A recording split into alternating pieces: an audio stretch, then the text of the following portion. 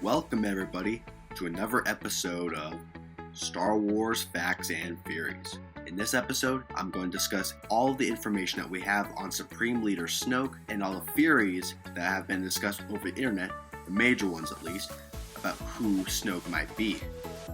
So let's get into it, shall we? Snoke has barely been mentioned outside of anything but Force Awakens. So far, all we know about him is that he took over the First Order at some point, possibly after the Battle of Jakku, which, if you don't know, was the last battle between the Rebellion and the Empire. We know also that he was present during the Clone Wars, but not the Galactic Civil War, which means that they might be introducing time travel at some point in the future, or that he simply left for some point and then came back to take over the First Order. We also know that he started training Kylo Ren at some point, though we do not know how they met or how this training began. We also do not know if Snoke is a Sith. For all we know, he's just someone who studied the Force. He might not be a Jedi or a Sith, but something new. But that's all of the information we have on him so far. Like I said, it's not very much, so let's start going over the theories. One of the most popular is that Snoke is Darth Plagueis. If you don't know that name, that's the Sith who trained, get this, Darth Sidious. And yes, that is the Emperor. The proofs for this theory is that the music that they play in Revenge of the Sith when Plagueis is talked about is the same music that they play for Snoke. Also, Snoke's appearance is very similar to Plagueis' appearance in Legends, but there are also some drawbacks for this theory. Number one is that Pablo Hidalgo, a person who works for the Lucasfilm Story Group, has said that Plagueis is in fact dead, which would put a big hole in the Snoke as Plagueis theory. But he could just be saying this to cover up the fact that he is Plagueis. We just do not know at this point. Another major theory is that Snoke is Darth Maul. Now, how would he survive, you might ask? Well, just go watch the Clone Wars and you'll find out how Maul survived. Though, of course, a big drawback is that Snoke doesn't have any horns, but their voices are very similar.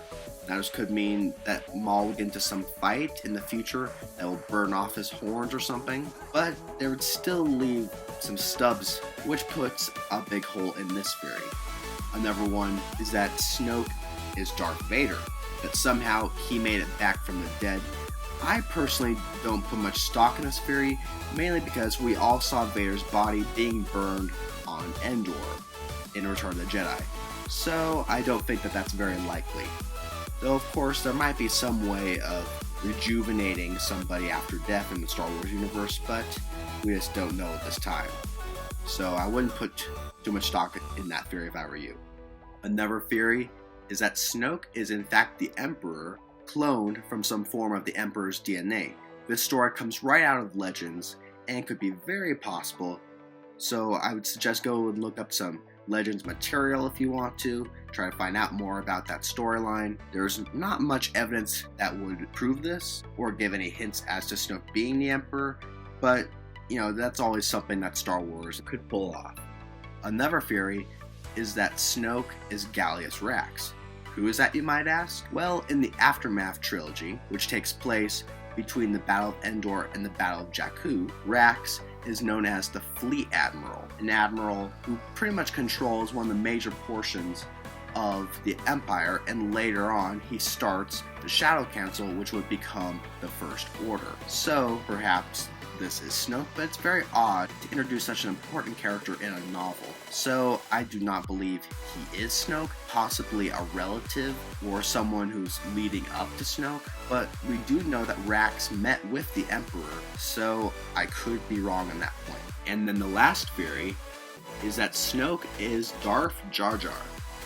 I'm completely messing with you.